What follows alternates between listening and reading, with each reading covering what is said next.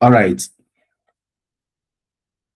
So you are hearing GCUB for the first time, or you've heard it before, just say yes or no in the chat box so that I try to understand the audience I'm speaking to. You can use the chat box. Okay.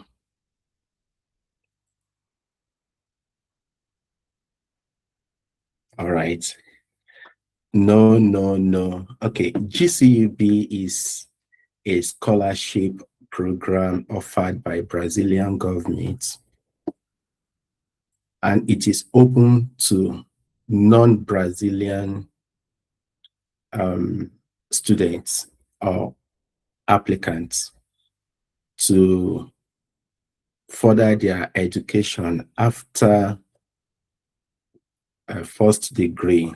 So it is open to any other country that has diplomatic agreement with Brazil. Unfortunately, I can see that most of us here are from Nigeria, except someone says otherwise.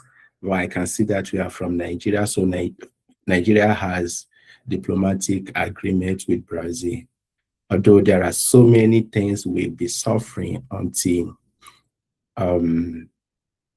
last year that Tinubu came to Brazil and he actually finalized a lot of diplomatic agreement, which was so awesome. So we can benefit from that. Before like, so the program, its aims is to expand access to postgraduate studies.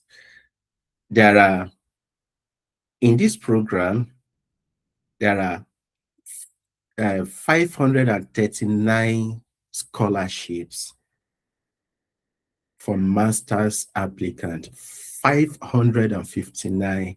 That is so awesome. And that is why I've not been chanced because I've been seeing it for a while.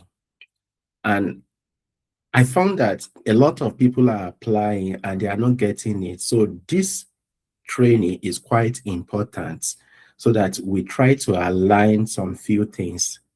539 programs is much. So whosoever is looking for scholarship, this is a great opportunity for masters alone. And there are 350 programs. What do I, yes, programs like disciplines, courses that you can specialize on. Maybe it's not even specializing in those areas now, but you want to do chemistry, you want to do biology. So there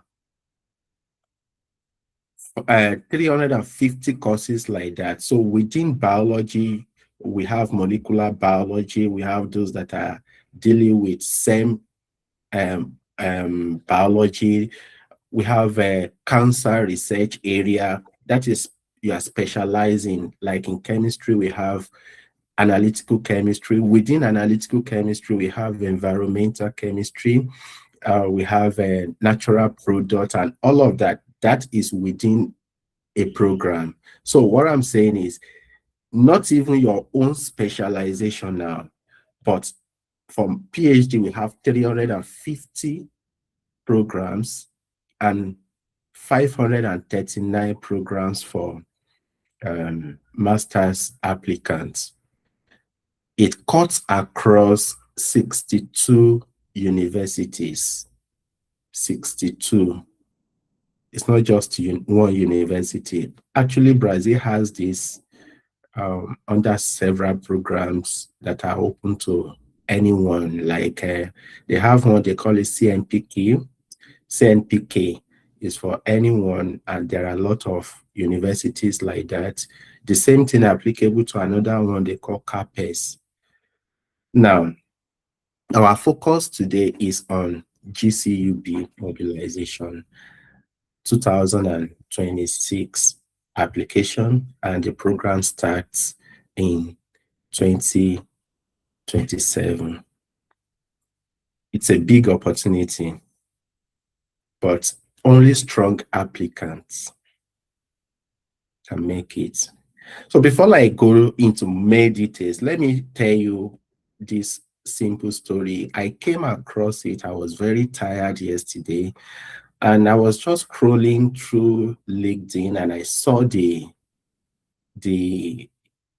message. I think it's just God that sent it to me, and I didn't even think of saving it or sending it to my uh, diary so that I can be able to quote exact value here. I saw it yesterday that someone applied for 100 and something scholarship before he could get admitted into one master's program. After his master's program, he applied for over 50 in North America alone. I mean, Canada, US, and within that axis. He applied for over 50 scholarship, and he was given admission into the US for PhD program. So you can see it's not a simple task. But when we look at the facts surrounding this whole thing, we came from where I usually call scientifically disadvantaged country. There are so many of them, but Nigeria is one of them. As we speak, there is no national scholarship in Nigeria for Nigerians to study in Nigeria, except they want to give you bursary. That is quite different from scholarship. I actually won one, which I'm about to talk about as well. In my own case, I was very fortunate. My own story is quite different from that other guy's story that applied for 100. Immediately I finished my NYC, I picked master's program form, two of them, and I was admitted into the two of them because I read education, chemistry education. I was given education in one, while the other one, they gave me chemistry, analytical chemistry. So I decided to go for chemistry. Thank God I did. So immediately after my master's, I started my PhD at FUNAB. And because I was living in Papalanto near Songo then, the transportation, the risk, everything, I calculated it. It was not that easy. I have to go to classes from there, spend maybe 1 or 2 days before coming back to Songo. It wasn't so easy, and I was working in a place called Ijoko. Now, because of this, I began to search for scholarship where not only that, because there is a particular equipment that I want to use to study, and that equipment is called liquid chromatography mass spectrometer. It is very sensitive for environmental pollutants. There is no single one in Nigeria. During my master's, I used one called gas spectrometer mass spec. I was fortunate to see where they are operating it. They didn't allow me to use it. So I began my findings. I found out that universities abroad, they allow us to, students, even undergraduate students, to work with the equipment. So I began to research, how am I going to do this? Fortunately for me, the first opportunity I saw, I applied, and I was given that scholarship. So you can see my story is quite different from whom applied for over 50 before he got one for PhD. I was already doing my PhD that I applied for just one, and I was admitted. They gave me money for my visa application. They flew me down to Brazil.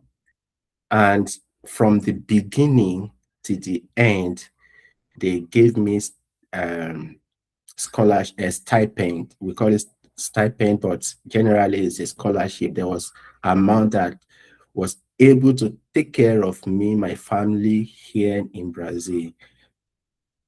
So I'm painting this whole thing that it is not a one-way thing. If you apply and you get it once, glory be to God. But if you apply and you didn't get it, don't be discouraged. The goal should be your target. But in this situation, there are so many benefits or so many advantages you can take, you can exploit. Let me put it that way. I'm going to go deeper into that in a moment. Now, that will lead me to my next question. Have you ever applied for scholarship before? Did you get it? What, you didn't get it? Do you understand what went wrong? You can use the chat box to reply.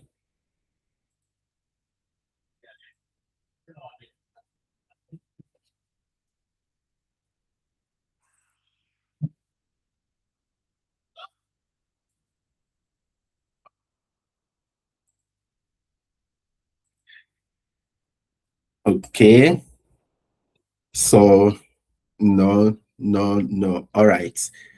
Okay, this will be the first time. Okay, I applied but did not get it. Yes, it's not always easy. Actually, there was one I applied for. I knew from the beginning that was not going to be, it was just going to be school fees. They will take care of the school fees. It was in Benue State University, but the politics around it, I withdrew even before the result came out. And I even looked at it, the whole thing. That was when security issue had started skyrocketing in Nigeria. I was living in Ogun, then going to Benue. I already had family, so I my intention was not to remove my family there. So I just withdrew from that. And unfortunately, they didn't give it to me. So it's not always the same thing. But the one I applied and I really wanted, they gave it to me. And glory be to God. So after that, the next one I applied, it wasn't even I applied. The scholarship was there. They just came to meet me that, we have this scholarship for 1 year. And because you've done this, you've done that, and we knew how you performed in your previous role, we are going to give you. And after I applied, they gave it to me and they extended it even with another 6 months. So it is very possible, but the moment you get it, please try all possible means to always be on top of your colleagues within your laboratory, within your program. It will open doors of opportunity to you. So I've told you the background. Now let us look at some critical dates when it comes to GCUB 2026. The application came out May 25. That was last month.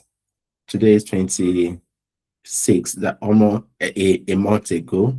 And it's closing July 6. If we calculate July 6, that would be about 9 to 10 days from now, you know. But it is possible. It is very simple thing that you want to do. It's just for you to get what you need to do. I'm going to say the PhD scholarship I applied for and I was being selected, I wrote my statement of purpose and I wrote my proposal, everything in one night. One night. I didn't give it to anyone to proofread for me, and I submitted. So you have enough time to do this. And one thing GCUB always advises that you should not delay to the last day before you submit your application.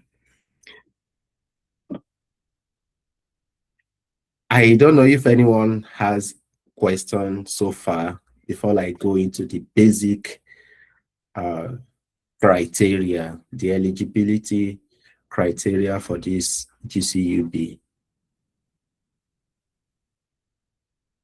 Do we have questions so far? Okay, I think that is no. The first thing you need to check, I believe everyone here meets this strict requirement. Number one, the language for application includes Portuguese, which is the language you speak here. I came to Brazil, I didn't speak Portuguese, but today you will be surprised if I speak Portuguese to you. So English, Spanish, and French. These are the 4 languages you can apply. You might ask, why Portuguese? If Portuguese is the language they speak in Brazil, yes, it's because there are other countries that their official language or their lingua franca is Portuguese, so they still have to consider them. Another most important thing you need to know is I've mentioned this, that your country must have diplomatic relationship with Brazil. Diplomatic agreement is a major requirement. Then you must not be a Brazilian, either by birth or by naturalization. You must not be a Brazilian. Applicant must declare good physical and mental health. Inside every form in Brazil, they will check if you are a person of, you have deficiency. Because it's not for them to condemn you if someone has deficiency, maybe leg cord injury, special injury, or I think today they classify this autism as part of people with deficiency. It's just for them they categorize them, and they always give them special consideration.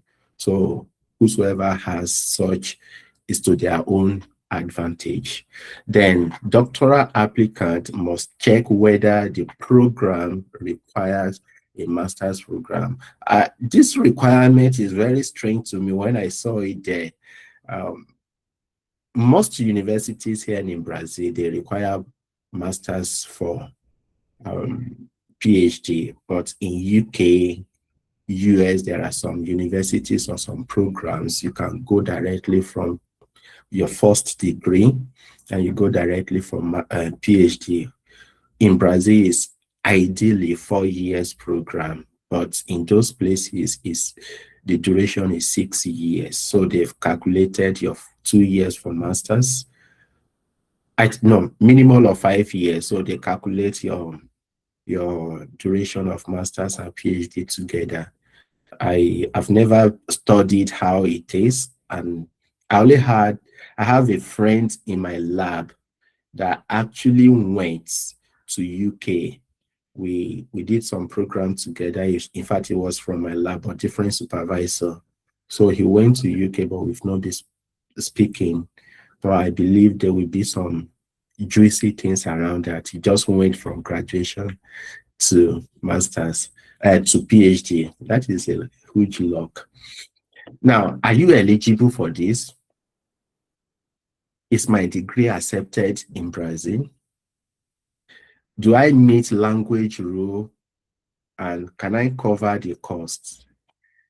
I believe with the wide range of programs, over 500 for masters, over 300 for PhD, 62 universities. If you look at it deeply, there will be at least one program you are eligible for. Scholarship is not the same as zero personal expenses. I will let you know this, because I told you of my own. It's almost zero expenses for me personally, but this GCUB is not. They are not going to cover your visa if you are if you are considered. And then I heard that there are some states within Brazil that pays the flights, but not the federal that pays that. It's not fashioned into this particular scheme of scholarship. But what are they going to cover? School fees, zero cost, zero costs. Then you will have a monthly stipend for 2 years if you are doing, which is 24 months if you are doing masters, then for 4 years if you are doing PhD. If you are the type that is not spending lavishly, is going to be enough for you, then you can still save from what they are going to give. When I came from masters was about 1,500 reais, but today masters students get 2,100 reais. As at last time I checked the exchange rate, it was 275 naira to 1 reais. So if you calculate it, it's enough.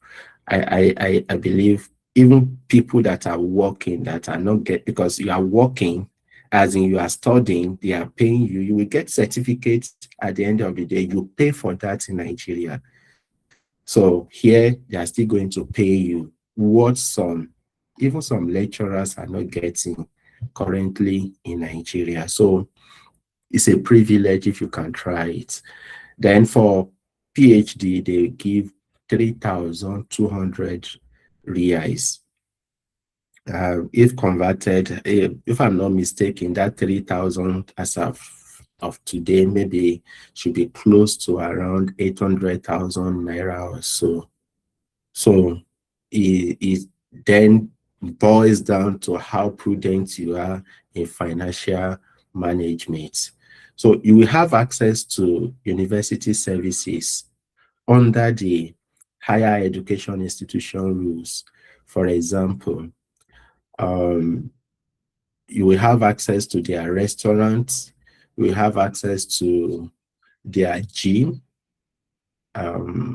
Olympic Center. These are the things I actually benefited during my own time as well. Then for the university restaurants, they consider anyone in this program, if you win it, to eat free of charge. While in some other institution, you have to apply. And there are a lot of rules, there are a lot of things you have to present. I applied during my own time. I think from my second year until the end of my program, I ate free of charge, 3 meals a day, free of charge. I think these are the things our current politicians, they enjoyed during their time while they were studying. And as soon as they got to power, they blocked the roads so that none can benefit from it from Nigeria. But here in Brazil, it's not like that. Primary school, pupils, secondary school, once they go to school, public schools, they give them, those that are going from morning to evening, they give them food 5 times a day. And those in the afternoon, they give them 3 times. Those only in the morning, they give them food 3 times.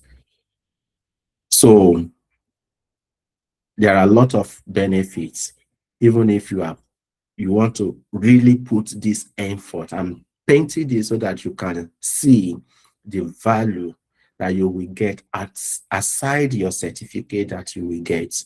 There are other things. So, for example, you don't pay for me. And even before my family joined me, I was given, in fact, I stayed in the apartment till the end of my program. I was given a room in school. Of course, if assuming my family is not here or was not here then, I wouldn't have paid for apartment throughout. You understand? So then costs you can plan for, just as I told you, your air fare and the visa is very important. International health insurance, that is actually required by airlines, because here in Brazil, health system is free if you want to. There are people that are opting for private health system, but the public health system is good. Everything is free. You have, in fact, surgery is free. A lot of benefits. So it's just the airline that requires that. I think Ethiopia airline requires that. When I came, MROC does not require that. It's just for you to make your findings and see if you need that. Then the living cost before your first stipend is a requirement for, in Nigeria, when you are flying abroad, the Nigerian immigration wants to be sure if you have at least, I think, is it 100? I can't remember the amount then, but you must have that value in dollars. So fortunately for me, I have my own dollar. I put it inside my luggage. So when I got there, the immigration staff wanted me to give them out of the value. I told them I don't have it. They searched everywhere. I don't have money. It saved me there. But when I got to Morocco, my flight was delayed and I was hungry. Money was already inside the luggage that I checked in. So I have to wait till when we got to the flight, to the airplane, and they gave us food. So it has advantage and had its own disadvantage. Then the living, yeah, I've told you, so you have to get some few money when you get here that you have to spend. Then the documents required by the Brazilian authority, this is a very common thing. I'm not going to dwell much about it, but you can find out about it. Then extra expenses. Most universities, once you are coming, they have international office that will help you get apartment if the university is not giving transit apartments. But most universities, they give you transit apartments for. That was the first thing I enjoyed, 4 months. Ideally, it's 3 months, and they extended my own by 1 month free. Nothing. I didn't pay anything. In other places, I think 1 month, 2 months. It depends on that university. So, any questions so far?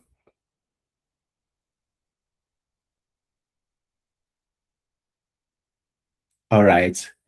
Let's move on. Choosing the program is requiring strategy. You may choose up to 4 universities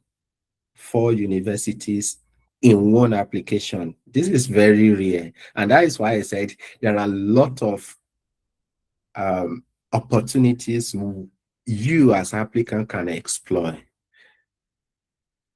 You want to apply in one single application, you can apply for 4 different programs in different universities. The ball is in your court. So in this situation, you have to check where your academic background fits. Your degree is in chemistry. You should not be thinking of going into law. So you have to condition yourself within that chemistry. It's possible. Brazil is very dynamic.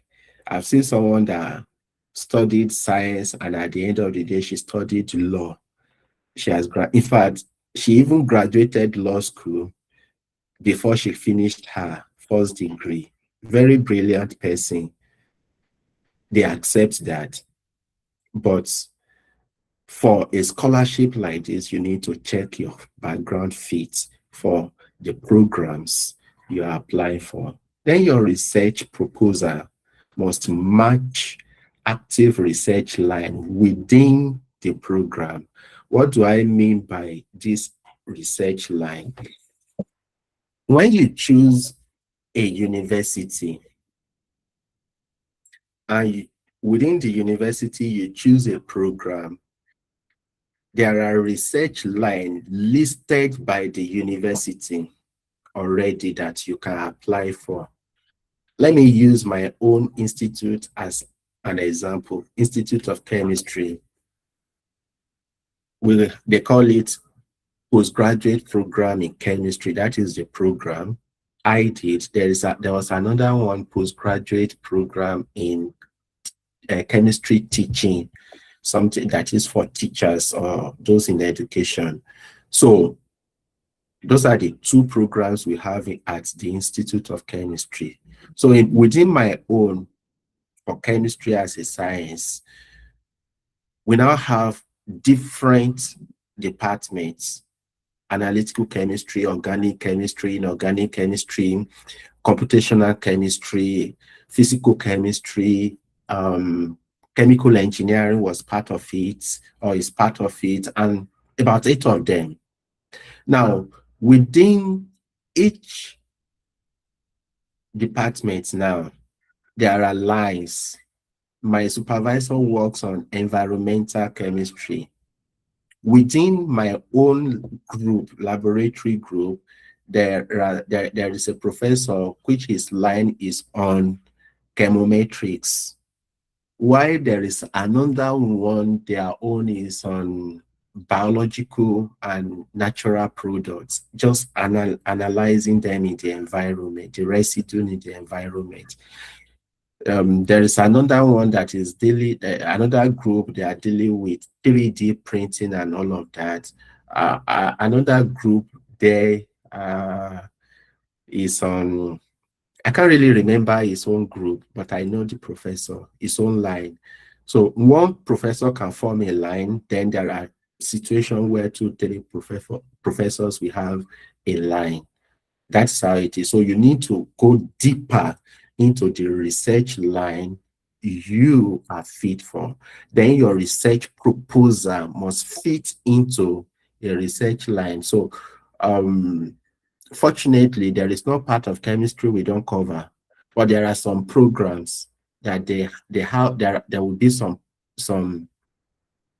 kind of lines that they are not covering. In that situation, when you are writing a proposal where it is not covered under the department you are choosing, you are not going to write a proposal on that, because that is a strict requirement.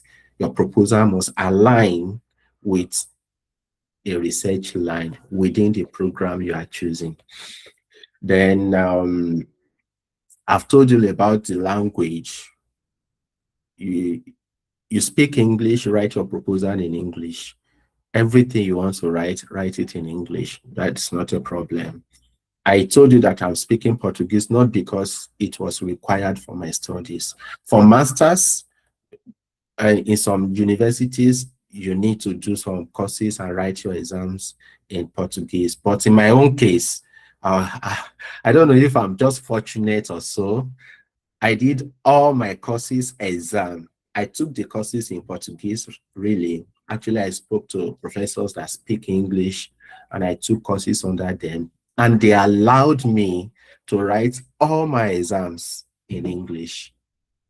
All in English. So Portuguese is not required as a language of instruction that you must learn before you start your studies. No, but if you can speak, if you can understand, you can write, you can do so many things in that language, it's going to be an added advantage for you.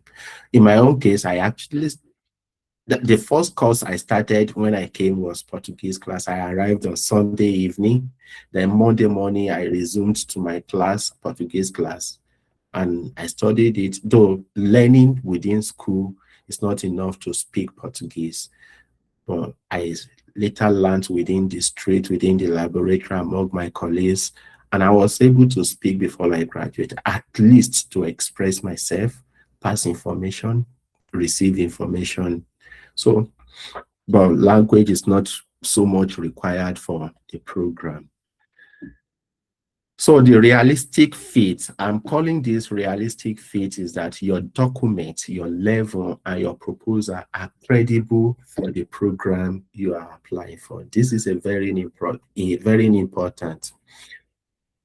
Practical task, write one program and one paragraph. Because of time, I didn't really think that I would spend much time like this in this presentation, but I will not be able to ask you that. But before you start, you need to write a paragraph. You can jot this one down as a responsibility for you.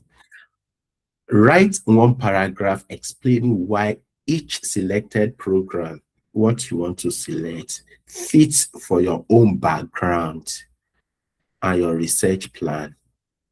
So I'm still going to get to this aspect, but this is quite important. It will give you direction on what to do.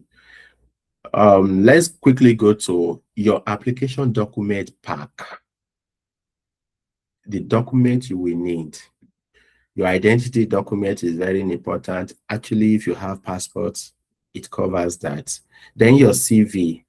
I wouldn't know if I will still talk to CV specifically. Okay, let me just use the opportunity to talk about CV. Your CV, or let me start with the passport. The first thing you need to do when you are applying for a program like this, you need to get an international passport.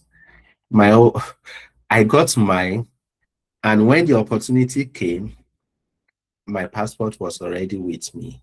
So you never can tell if you would need the passport at any time. So the moment you are thinking of studying abroad, get your passport ready.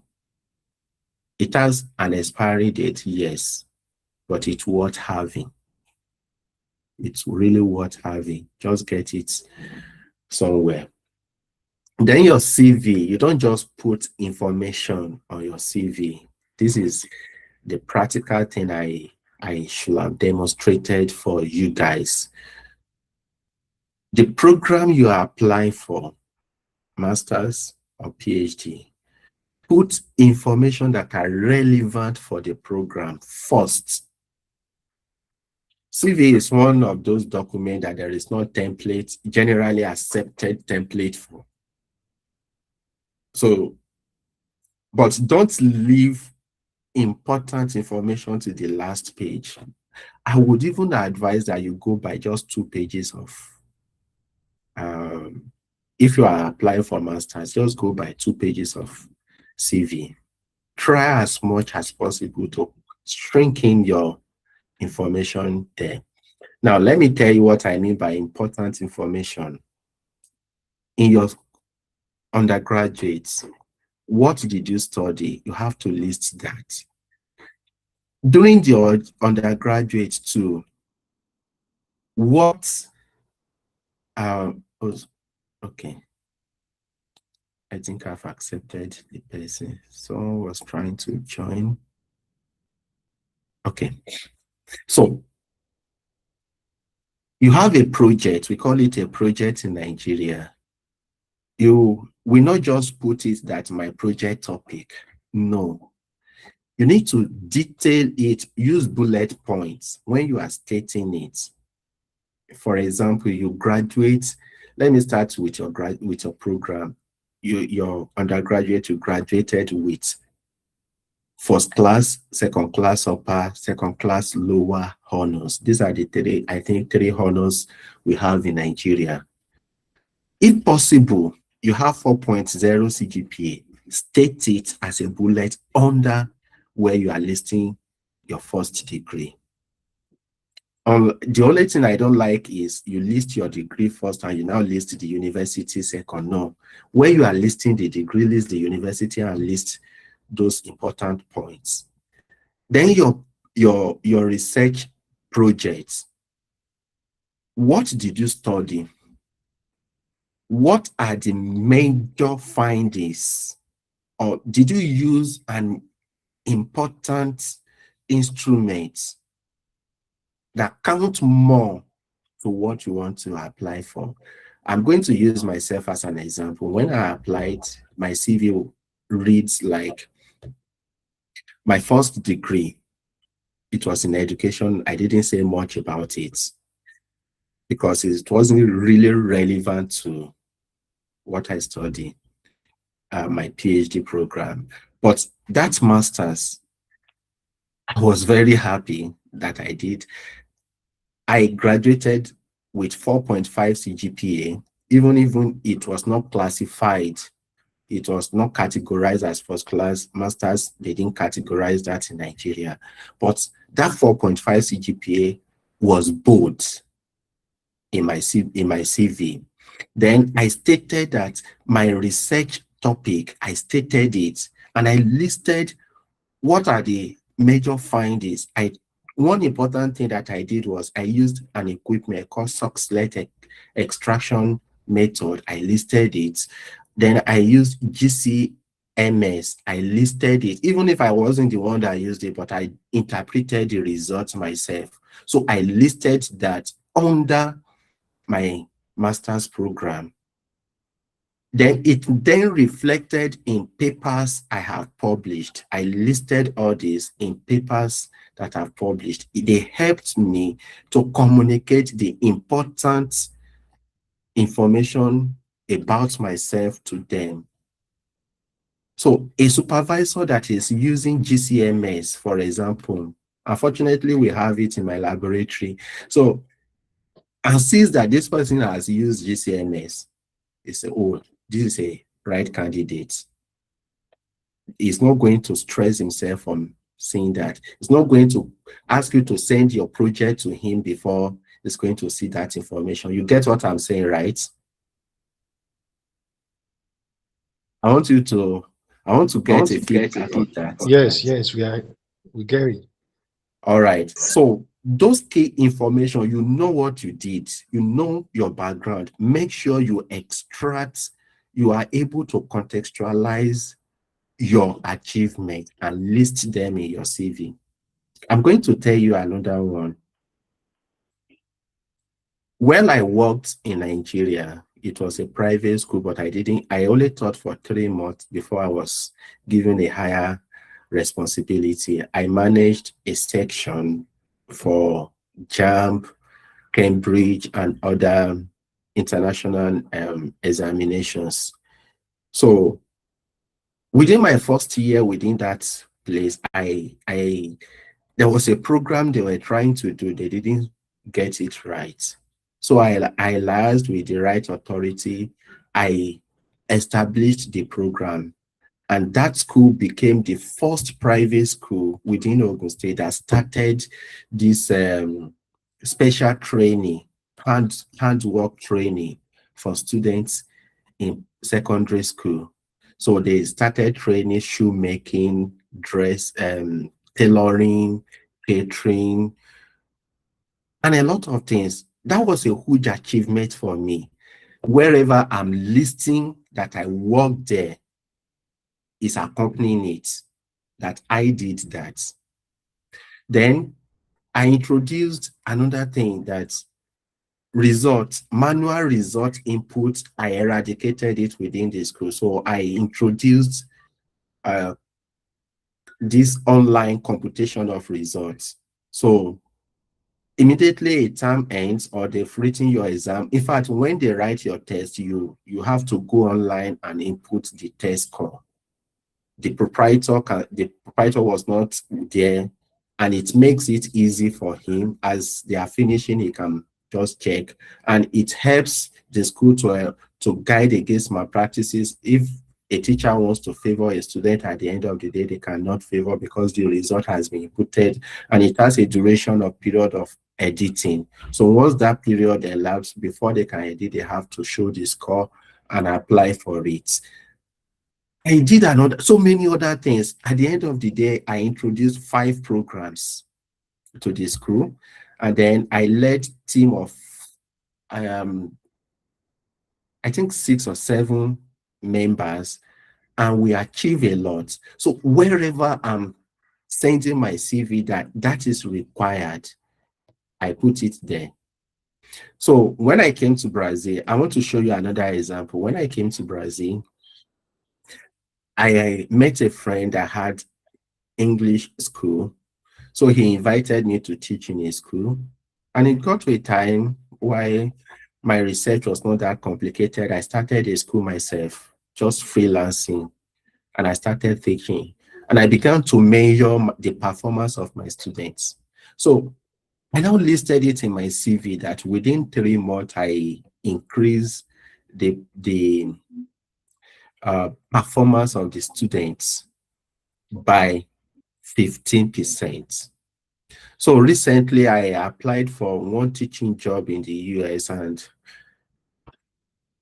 I have to include that when they saw it, they reached out to me and they said, come and tell us how you were able to. That one alone was what caught their attention because it's the most recent achievement in teaching line. So they said, how did you do that? And I explained how I came about that 50% increase. So I'm just trying to let you know that it is quite important that you state those details in your CV. Don't neglect them.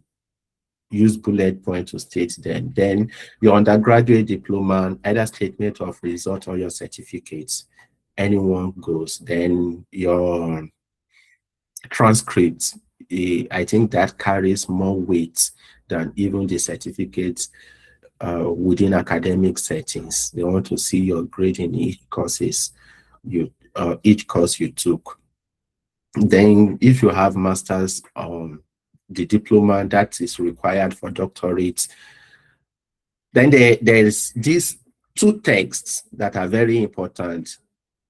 Text one, they want to know why you are choosing the course. That is just like your statement of purpose. But I will try to speak a little bit less on that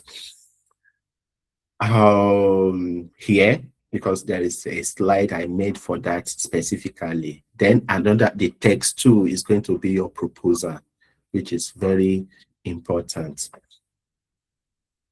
Text one, let me go to text one. But before then, is there any other thing I've not explained very well you want me to actually take care of as we progress because of our time?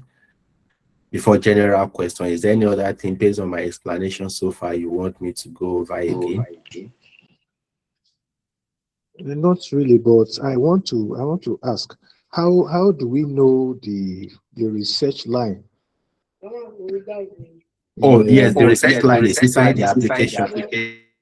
All right. Yes. So if you choose a university and you choose a program within the university, the application itself is not going to have it. Don't let me make that mistake. It's not going to be inside that application, that PDF, but they will give you link to the program's website. So when you get to the program's website, you will see the research lines there. I think, let me try to show you what I'm saying. ipo.unb. I'm going to share my screen to quickly tell you what I'm trying to say. So, any other question why I try to figure that out?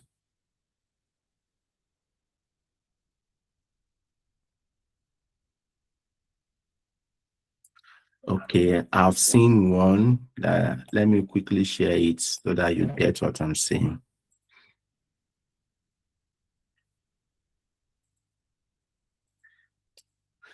I am not so sure if that information is very glaring in my own institutes, but this is Institute of Political Science here in my own university. So you can see postgraduate program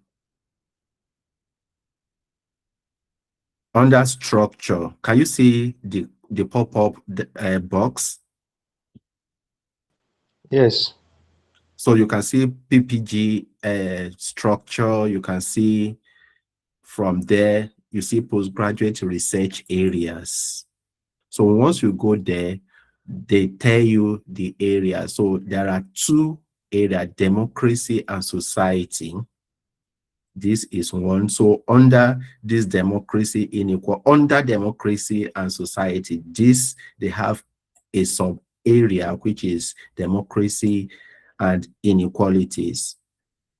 The second one is participation, state and civil society. And these are the professors under this. These are the professors under this particular one. Then they have another one, politics and institutions. They have state, economy and public policy. These are the professors under this particular one. Then for political institutions, here are the professors. Do you understand now? So Yes, sir. every program you choose, you will see it there. Now, for the text one, let me do a little bit on it. Academic expectation and professional perspective. That is what they want to look for, or they are looking for. Maximum word is 1,000. You can have less, but don't go beyond 1,000 words. It cuts across why you choose that field. Show academic direction. Don't use vague ambition. Don't say, I'm choosing this program just because I want to study abroad. No, you have to tell them that's that area, and you are not going to tell them your childhood stories. No, childhood story does not count in this situation. It counts when you decide that this is what I want to do. And if you have a kind of story to help you out, so you can actually use that. Then the other thing is why this program. The first thing is why this feed, why this program. Connect your background to the program you want to do. What you're studying in your undergraduate, you have to link it to that program. Then why Brazil? I told you, like my own case, it was very glaring for me to write a very simple one because I have that interest in that equipment, and it was not in Nigeria. Brazil has it. So it was enough for them to see my own hunger for that equipment and why I came here. Then you need to tell them why, as in what you will do with the program after you graduate. That is very important after you graduate. Now, let me tell you, when you want to talk about the background now, you can say my background research, my background interest, research, and future contribution fit this program. After you must have stated your background, your research interest, then you stated your future contributions. This is quite important for you to let them know that it fits the program very well. So have I simplified that for you guys?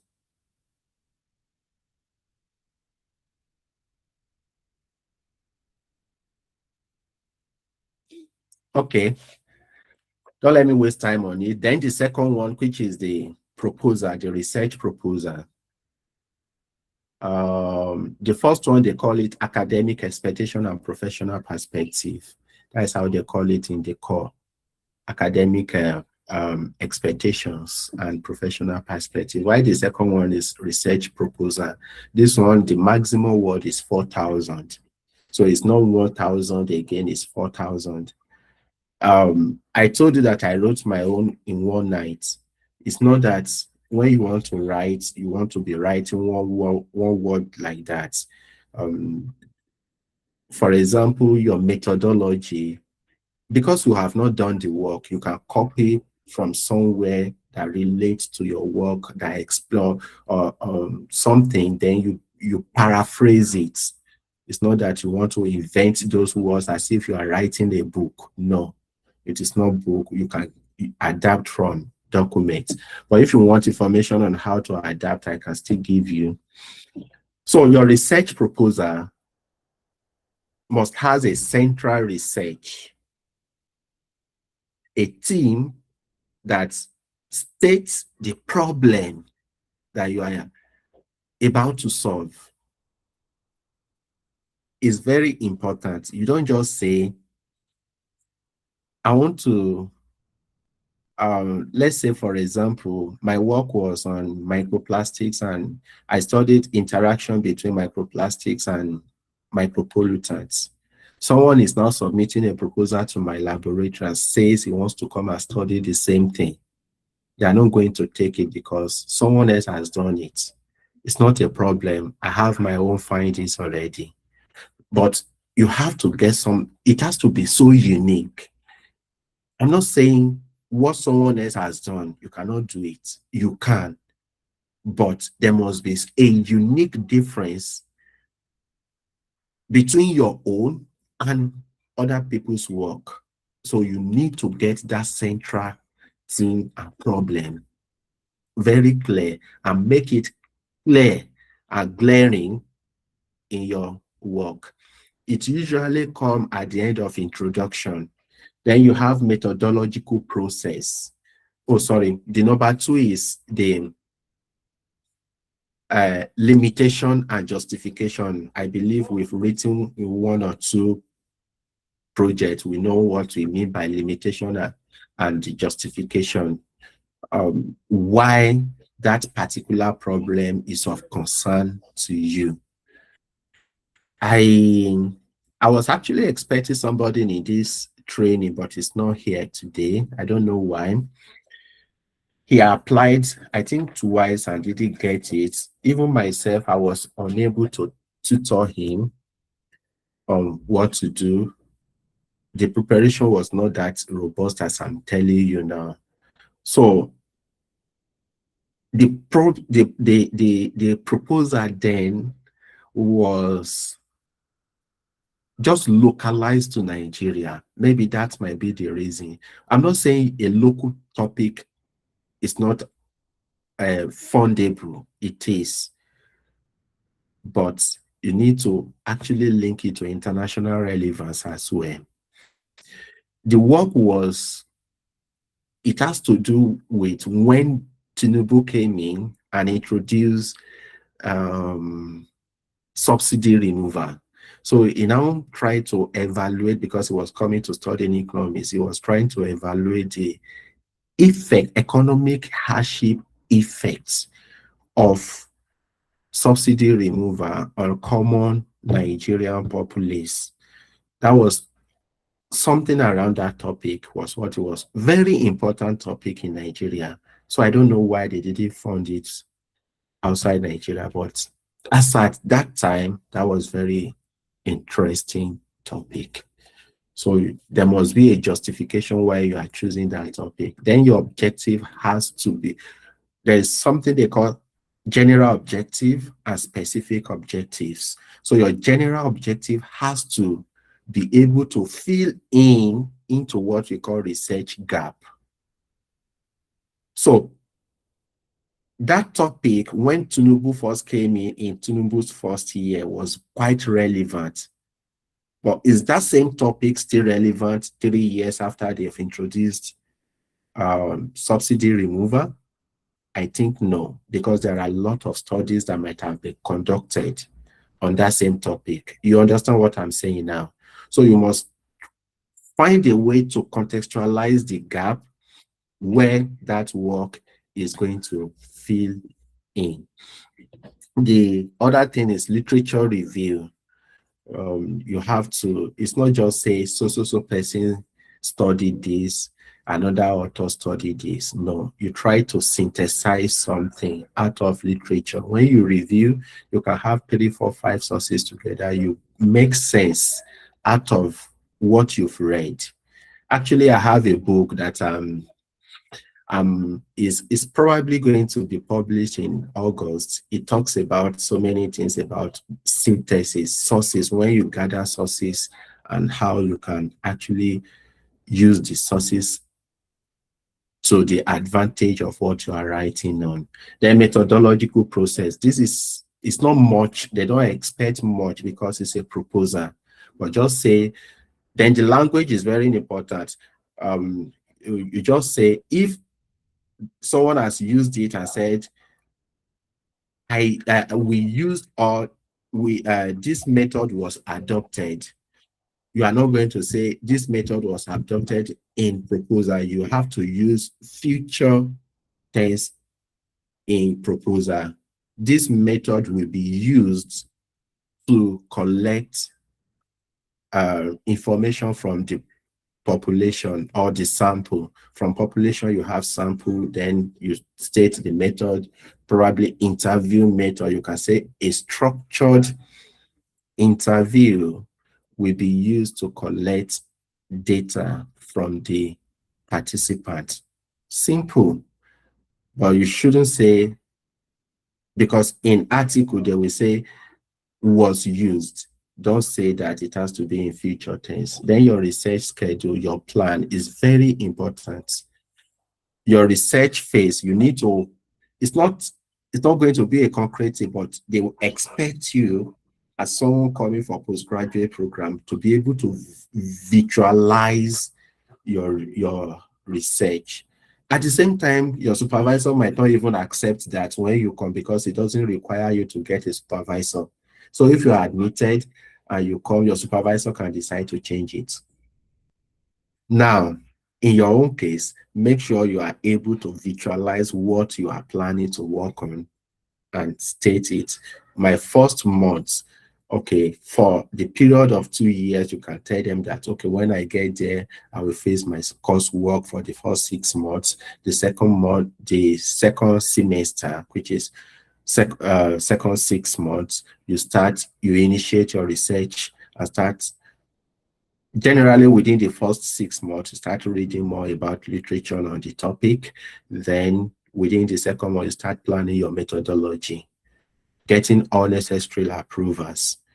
And by the end of 12 months, they expected you to have completed your coursework and dive directly into your research. So you stated there that you go into feed, and after 6 months, you start writing and publishing. Within that same period, you can plan that you will tend to attend conferences, you will tend to present at so many programs that are available or you can think of. So all this will make your plan. The last thing is your references. Don't joke with references, because in academics, we believe that no information is new. Even when it is new, there are some things that are very related to it. So you must be able to find those those resources that support what you are working on and put them there, cite them according to the reference style you are choosing. We have upper style, we have Chicago style, we have Oxford style, Cambridge, so many different style. I don't know, maybe because I used it a lot during my undergraduate. It was only during my PhD that I changed it. My master's, I still use upper style. And I have some journals I introduced and I'm managing them. All of them, they use upper style. That is just me.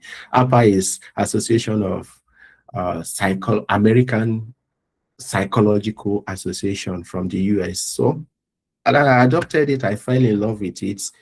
But during my master's, I used one, I think CS something for scientists. So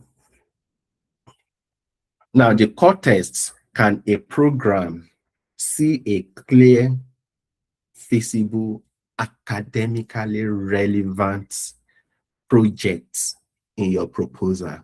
That must be the question you must answer during preparation of your proposal. You have to answer this. Is this proposal going to lead to a project? Even if your supervisor is going to change it, it has to be like that. Now, let me quickly look at what slide I am. Okay. Except, let me ask you guys, I still have few things to cover. Can I still go on? Or are you tired?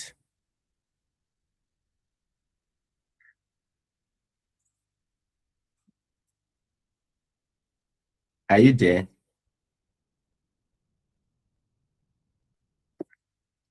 Hello, guys.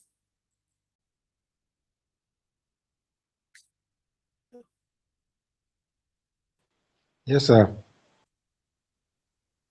Go ahead, Okay, sir. okay. All right. Go ahead. Go ahead. So the next important thing I need to cover here is the proposal logic chain. A strong proposal should move in one direction. If you have worked with article, you will see, you will understand what I'm saying better, that it's a kind of logical order. From the introduction, you want to talk about the background of the work. Then within that introduction, you should be able to point out the gap. For example, you say you want to study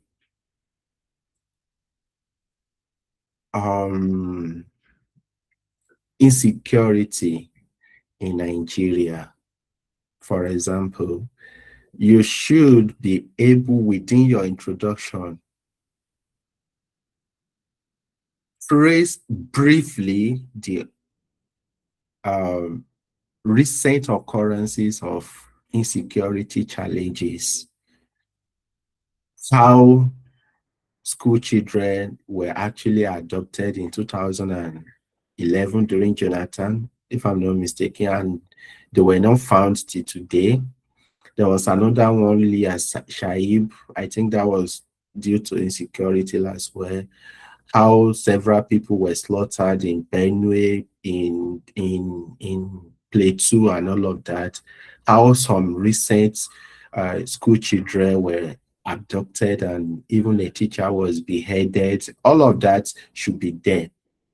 Now, that is the background. The research gap is this has been happening for a very long time. So author have studied financing security in Nigeria and found out that security is underfunded in Nigeria. Another author studied the willingness of the security agency and personnel and found out that there are a lot of lackadaisical attitude of some of the personnel towards securing Nigeria. You are not the ones stating all this. I'm just giving as an example for you to be able to fit in your own work. So it's going to be the data that you are synthesizing it from. Then you can find another one that states about political interests in resolving this, because some people believe, according to the study, some people believe that some political elements are using insecurity as electionary instruments to gain popularity, to gain votes, among others. Therefore, this work is going to look at, is going to harmonize all these loopholes and see why it is still reoccurring after the government has increased the personnel. If I'm not mistaken, they said they employed 2,000 in which state they employed 1,000 forest guards. They are part of security architecture. They increased budgets according to 2026 Nigeria fiscal budget. The security vote has been increased, or security budgeting has increased by 50%, and I want to evaluate how this has actually impacted safety or security within the country. You can see from where I started painting it, why the study the problem exists and what others have done related to the work. And this is the gap I have found, and this study is going to fill the gap. If you are able to do that, no professor, even if the work is not so genuine, it's not that important, but you are able to contextualize it and paint the picture very glaring like this, that is going to reject your work. So you have to state the justification, the objective, the methodology, and the fit for the university program. You are not going to choose a topic, just as I said, that is not within the research line within the university. So that is the logical flow of your proposal. How the selection moves. The selection is in 3 phases. 4 anyway, because your own part is very important. They didn't add it in the core, but I see it as the first step, your preparation. Don't joke with that, because it's what will determine if you are going to win it or not. So the first thing, once you submitted, within the core, they will have stated the timeline for each of these phases. The first phase is the document consistency. They send your document to the university, or your application documents. So they go to the departments you've chosen.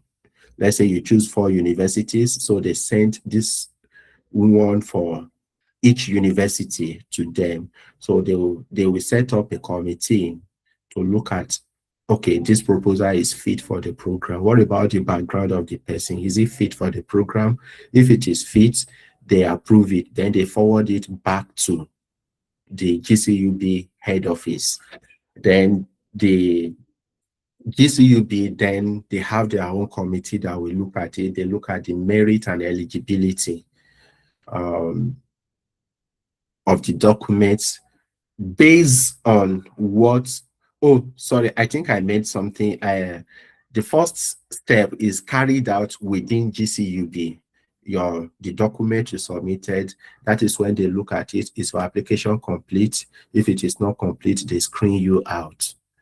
If it is complete, they screen you in and they forward it to the university. And that is for the second phase, where they set up a committee within the university and they look at your suitability for the programs you've applied for. Then the last one, they forward it back to the GCUB office, and GCUB will now look at, they have what they call advisory board, and they will allocate vacancies and consider listed criteria. One important thing that I want you to understand, 2 things that are very important that makes your eligibility after university has recommended you. They grade each participant. It's not that they list them alphabetically by name.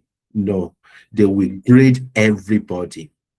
They grade everybody based on the criteria in the proposal, your statement of what do they call it? That background, your professional and perspective.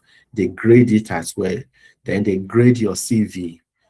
So once they grade it, if you are fortunate to fall within the highest rank, and they say they want to apply, they want to admit 10 in the program you've chosen, and you are fortunate to be within the first 10 people, they will give you the admission. So it's not only that your university recommends you, no, you have to have a score within certain quota. And since my master's program, I can say that I wasn't so conscious about it during my first degree. But as from my master's program, I always want to be among the first 5 of wherever I find myself within academic society, among the first 5. And I've strived so far till today. If I submit, even if I submit anything, if you are not going to choose me I don't want it to be because of academic background. It can be because of another thing. For example, so there was a time I applied for a postdoc in the US. They told me that I was fit, but they only want someone that is currently living in the US. That was it. Then there was another one. I applied, I did the interview. They told me the reason we are not choosing you is because despite the fact that you top the whole group, but we'll need someone that has this particular experience. And I did have it. I cannot fabricate what I don't have. So, but when they want to screen, even if your background is not, but there is a way you can paint it, not fabricating, paint it. Think about how you can package it very well in such a way that they will consider it. So that is the most important thing you should do during the preparation phase. Now, let me quickly tell you about the mistakes that you should avoid in your preparation. The first one is choosing programs without research fits. I've said it more than 2 or 3 times, that fit within the program, within the research area. Don't make that mistake. Repeat one generic test. You just go online and you saw the statement of purpose and that perspective, you just download it and you adapt it generic. You didn't actually personalize it for yourself. Don't do that. Upload unclear or inconsistent documents. Most of the documents you are to upload will be in PDF. Make sure they are clear. When you are getting your transcript, make sure they give you a clear transcript.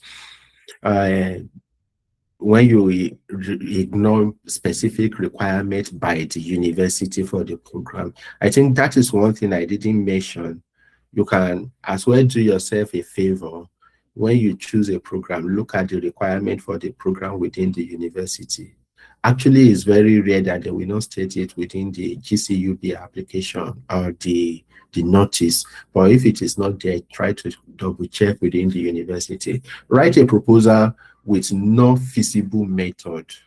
You are writing a proposal that there is no particular method to carry out that research, or you know that your work requires framework to interpret your results, and you didn't put that framework and explain it there. That is a red flag when you are applying. Then submit near deadline. I will say it, that day, closing date, make sure you don't submit that day. Ensure you submit before that day, because it's not because they close it, they will not close it. In fact, midnight in Nigeria is still 8 o'clock here. So you can still beat it. But what if around that time you want to submit it, your internet is not good? Will you be able to get another internet to use? What if there are a lot of people submitting and the site is not responding? The response is not responsive at that particular moment and it's late hour. So those are the reasons you should not delay till late hour. Then assuming the scholarship covers all expenses. I've painted that for you. So your 48 hours submission checklist. Now, what you should check before you press that submit button, make sure you check this. All the 4 selected university are different. Don't say, I choose this program within the same university, I'm choosing another program within the university. Try to choose different universities. The second one is every PDF opens correctly. Ensure that your PDF, you don't password the PDF. No, you don't password it. Make sure it opens without password. Then names and dates are correct and consistent within every document Text 1 is tailored to each course.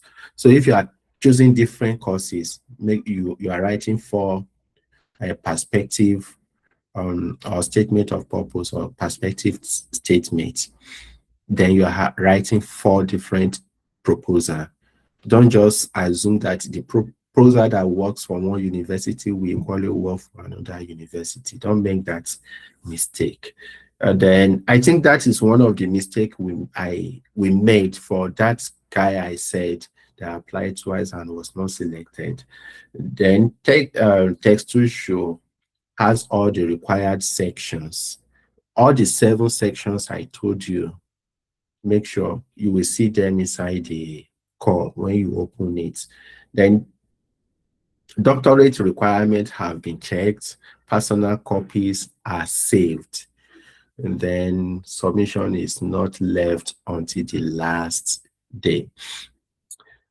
What we can answer, okay, I think I'm actually close to the end of this, and I can stop here because I know I've told you everything necessary, except you want me to help you with a timeline. If you are serious about this, what you can start doing now. First, make sure you choose and recheck the programs. The link is, I didn't send out the link, but if you just go online, you type GCUB-Mob 2026 English version, it's going to take you, it's going to show in your Google, then you can go and take the notice yourself on the website. And I think somebody, if you want to make it easier for us, someone can help us check and put the link in the chat box so that others will not struggle about it. So tomorrow, make sure you clean all your documents. And if you don't have your transcript ready, reach out to your university. Same thing. Oh, tomorrow is Saturday. If it is online, there are some you can apply online. Make sure within the weekend you get your transcript ready.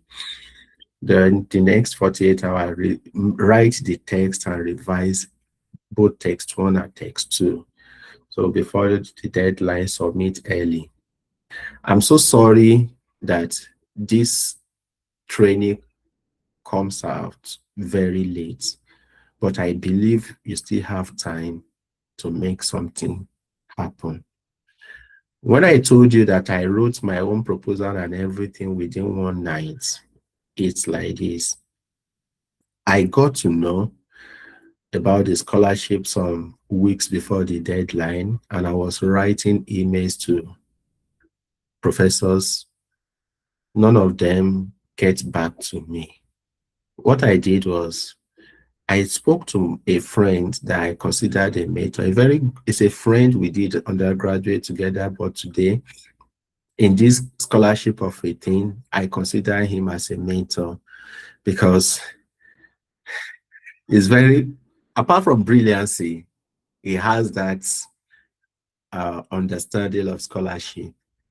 Currently, he's in China. He just finished one PhD, and by the end of this year, he will be finishing another PhD in Brazil, and both are with scholarship.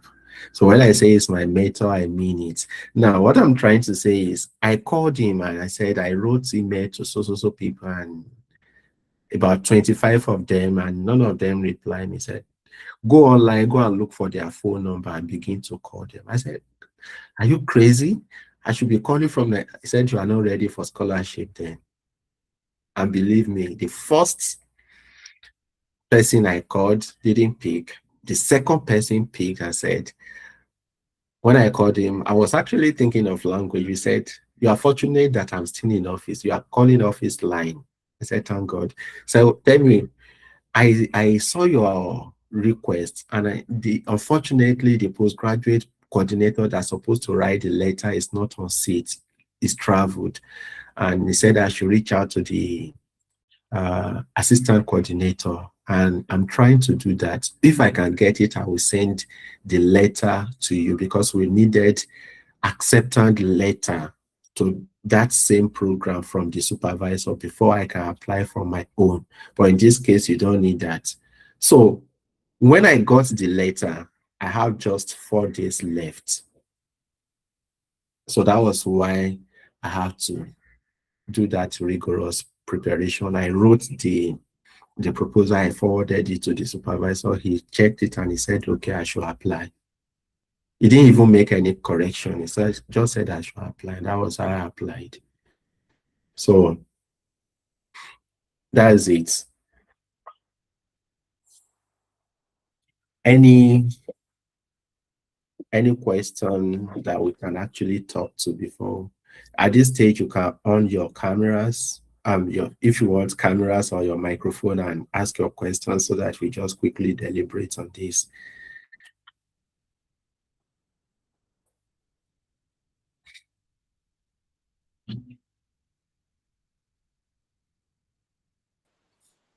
Thank you so much, sir, for this very thoughtful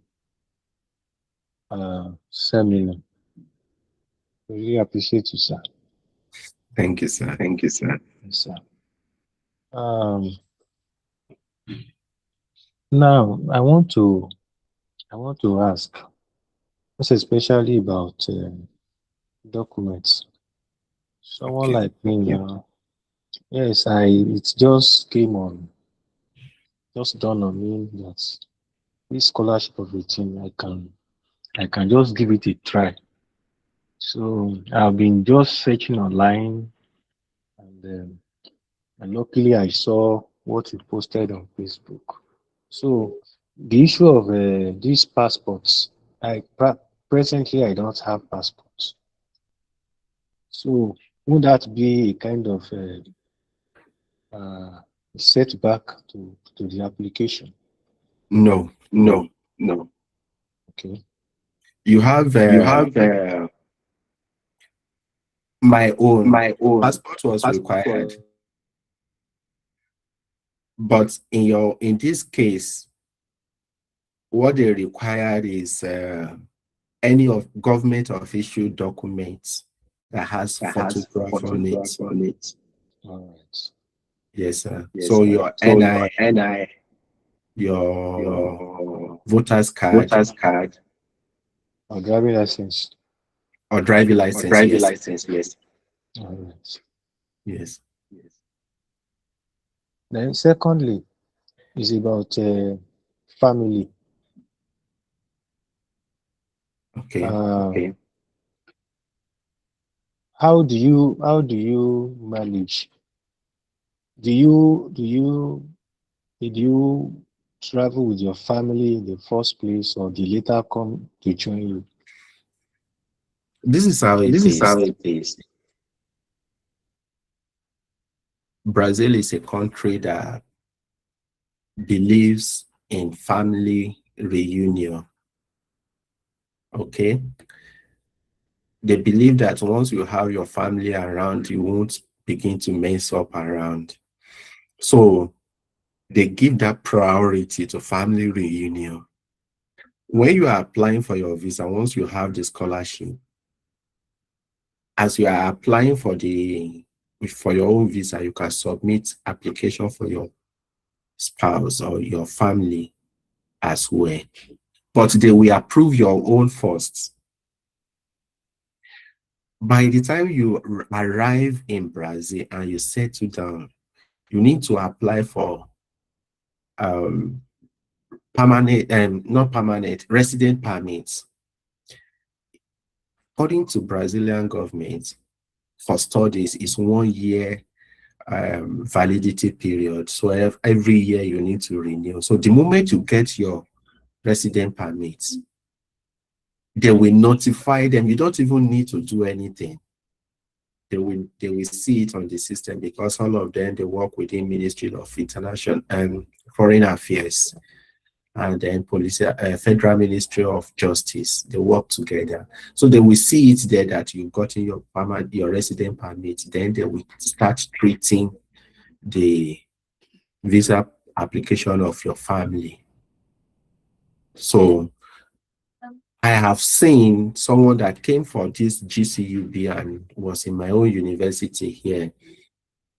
When he was coming, he reached out to me. So he came, I received him, as in, not that I received him, but he came, I saw him, we became friends. His family came within, I think, 4 months or so that he came to Brazil. The moment he got his documents, the whole process became easy. Unfortunately for him, his wife was pregnant for the second baby in Nigeria, and he got to Brazil within the, I think, within next 3 months, the wife delivered, and today they should be Brazilians. Because once you have a child in Brazil, automatically they become Brazilians after a year. They apply for it after a year and they got the naturalization. So you can get the passport. So it's not a big process, sir. All right, sir. Thank you so much, sir. Yes, yes, sir. Yes, sir. So, okay, go ahead, Hello? sir. Yes, sir. Yeah, thank you very much. Thank you very much for the explanation. My question is, I have somebody has a comment from um, science communication background. Hello? I'm not getting your question. Can you Hello? speak up a little bit, sir? Okay. Because it's late here, so I don't want to know that people are already. But can you hear me now? Yes, I can hear you now. It's okay now. Yes, I said I am coming from science communication background. Okay. I want to, I actually interested in, um, this artificial intelligence and the issue of misinformation and disinformation, especially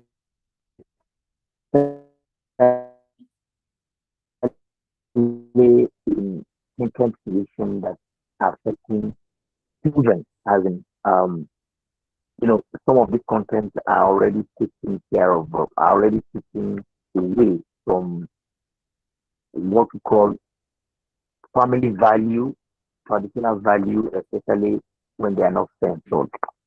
I belong to an international organization, IPIE. It is a kind of global organization where this issue is vigorously discussed. But the problem here is most of the data that are there on are usually collected using mostly questionnaire. There are a few areas, not even many, where you see the victims of some of these misinformation to come for interview. And here, as a mixed method researcher and a mixed method research person, I do both quantitative and qualitative. I want to see how it's possible to deploy uh, a kind of focus group in a very, highly complex uh, traditional environment to be able to come out with not just quantitative data, but qualitative in terms of experience and perspective of people who are going through this. How possible is even that in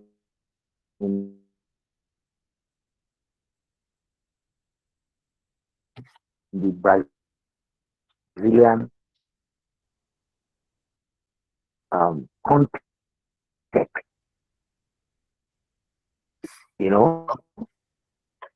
Okay. and do we have such opportunity across those programs on the university Thank you you very have much. experience? Your background is quite different from mine. But one thing I know is AI is an emerging area and is still quite evolving all around the world. So in that sense, what advantage you have over every other person is your research experience, that you have been able to contextualize what you want, put it directly the way you want it to go. The expert you said, there are experts in Brazil. Then the traditional environment, if it is not here, and your work is of that importance, I can guarantee you that Brazilian government is going to sponsor you to wherever you are going to get the data, not minding the cost. The resources is there. They just want to see value for what they are going to spend the money on. So it's not necessarily to be localized in Brazil. Anywhere you can get the traditional environment you need, they will sponsor you. The only thing you need to do is start searching early, go online and check those important department, institute program this fits into, and reach out to them. But I can guarantee you, Brazil is really spending more on artificial intelligence. I don't know if I've answered your question because it was actually cracking. I answered based on what. Thank you very much. Yes, sir. Thank you very much. I got the message. Thank you Okay. very much. You're welcome, sir. All right. For example, another important area that Brazil don't joke with is health. So if you are within a health line, you will surely get. And another thing, if you can prepare yourself very well, you will get. Another area is climate change. Brazil don't joke with climate change because there are other countries that are sponsoring Brazil on research within climate change. There is a forest here in Brazil, they call it Amazonas forest.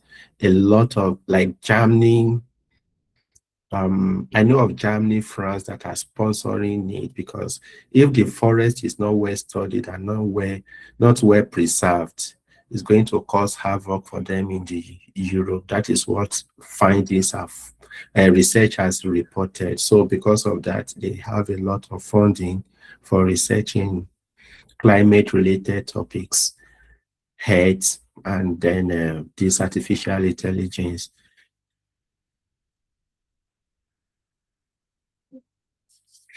Thank you. You're welcome. You're welcome, sir. Any other question? Actually, go ahead. I've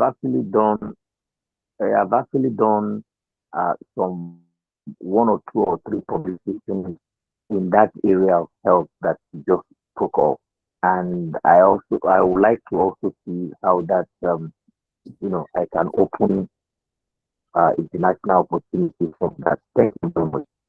Very, very insightful. Thank you. All right. I think what you just said now, I need to dwell a little bit on it.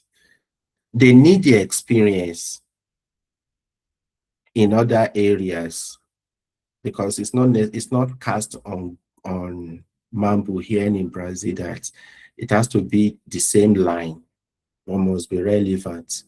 Now, you already have papers, 3 papers. I don't know if you're applying for master's or PhD, but that is a huge advantage you have over others. I can tell you, even some PhD graduates in so many places, they don't have papers. For you to have 3, don't waste it. Take advantage of it.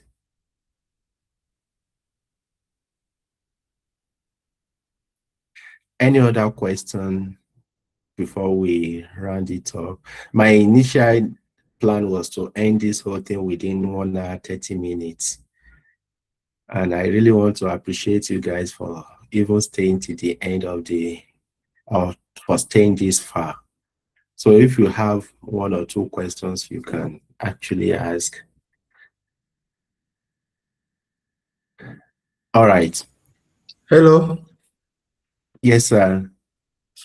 Okay, Justin Aode. I'm from Benin, and I would like to thank you very much for your availability and your time. Thank you. And I have a question. Uh, I am at the end of my PhD. I mean the last year, and I don't know if it's possible for this application. Uh, there are possibility for a postdoc or is only a master degree and a PhD, and also how you can get the line in order to apply for this application. I don't know if I miss it, but I would like to have a explanation more about it. Thank you very much. You're welcome, sir. All right. This application is purely for master's and PhD candidates or applicants. Then for postdoc, it's a different ball game. Anywhere in the world, I got to know of something very painful when I knew about it. When you're applying for postdoc or when there is a call for postdoc, out of 100%, 75% already have a candidate. They are just trying to fulfill the university or the programs or the sponsors' requirements of publishing that call. You understand? So in this situation, what you need to do is you reach out to supervisors. So you prepare yourself, you look for supervisors.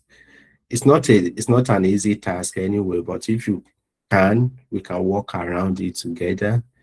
And then you reach out to them, you write a mail to them.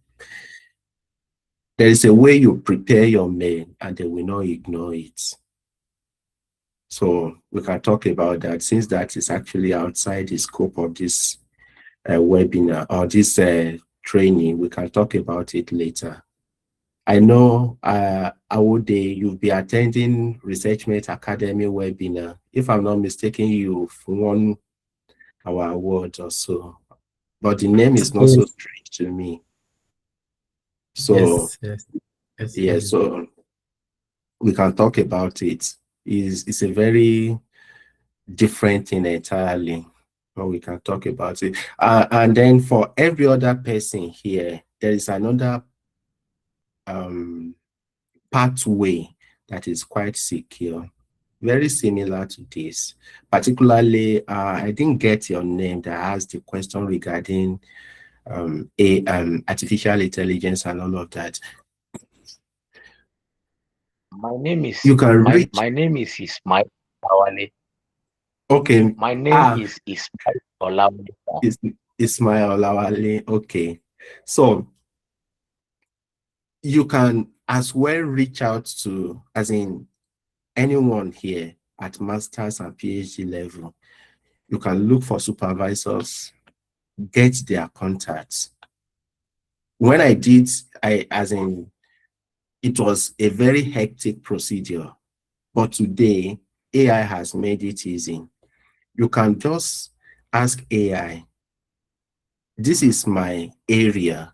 I want you to look at universities and professors that I can reach out to in Brazil. It's going to list them for you. At the end of the day, you can ask for, okay, which paper of, just give me their recent papers. Then you read their papers. By the time you are writing to them, you are writing on the basis that you've interacted with their work. They don't take that or with less seriousness. They value it a lot, that you have read their work and you found out that this work is very useful. If I can work with them on so thing. The moment you write it to them, if they this I'm saying, that's my friend that I said is my mentor. He told me, was it not 3 days ago, not yesterday, yeah, 3 days ago, that he wrote to some professors in Sao Paulo and 2 replied him. He wrote to them on Sunday, then on Monday they replied him. It depends on how you position it. You understand? So you have to position it very well. But AI can help you. I'm not saying you should use AI to write. You can use AI to write, but you still have to vet it. Don't just send it to Yeah, them of the course. way it comes from AI. Yes, but you have to, you can use AI to search and get relevant information. What can take you days to search and get the volume you require, AI can do it for you within 30 minutes, and you have every necessary thing you need. So on that note, I actually, it's not part of what I want to sell in this training, because I don't do training because I want to sell products. I'm setting up a kind of next to digital product, and I will be consulting as well for whosoever that needs special consultancy for aligning their CV, then their proposal. So far, I am not going to be writing proposal for someone, but you've written one and you want to align it before you submit it. I will be setting up. I've actually written some of the products I want to put there, but I've not set up the next to each store. So I will be having that as well. So someone that is interested can reach out or go to, I will make it available. Those people that apply through this Eventbrite, I have your email, I can reach out to you at any time. And then others that came from Researchment Academy, you know, I will always consider Researchment. That is my community, so it's always first in my list when I consider things. So I think we've achieved a lot today. And I want to say thank you for your time. Thank you for making it into this training. Feel free to reach out. If you don't have my email, I will put it here that you can write to me if you have further clarification.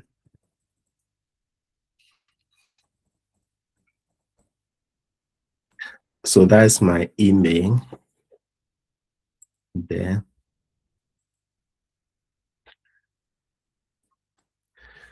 So I think there is no other question. And then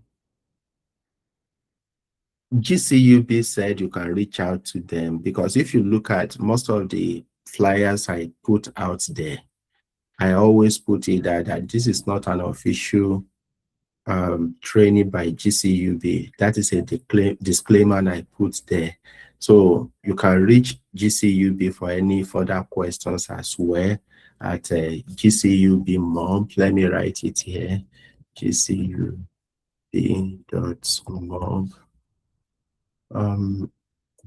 at gcub.org.br.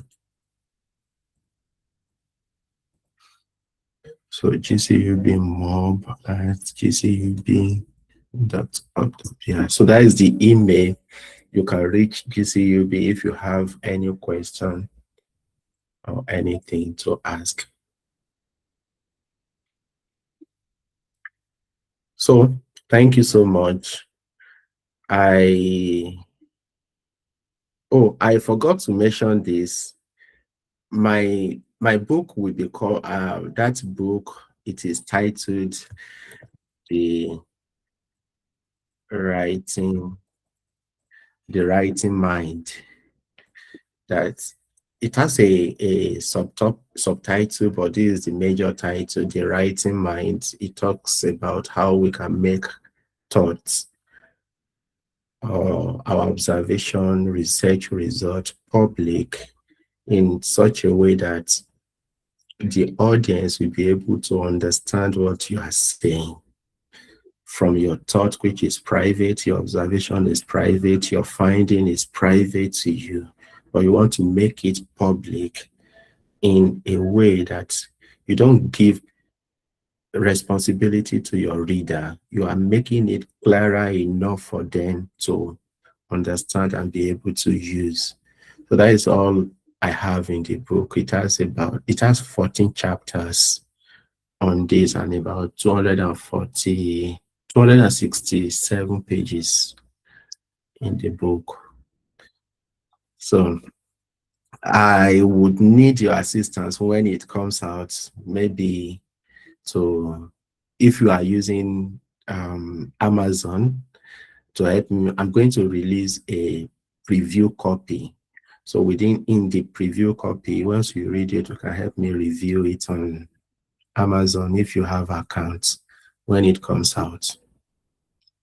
So that is the last assignment, last announcement. Thank you very much. Let me release you guys so that you can start preparing for your GCUB, and I will be happy to receive all of you by 2027 in Brazil. Thank you so much, sir, for your time. God bless you, sir. Amen. Amen. Thank you. Good night. Thank you very much. You're welcome.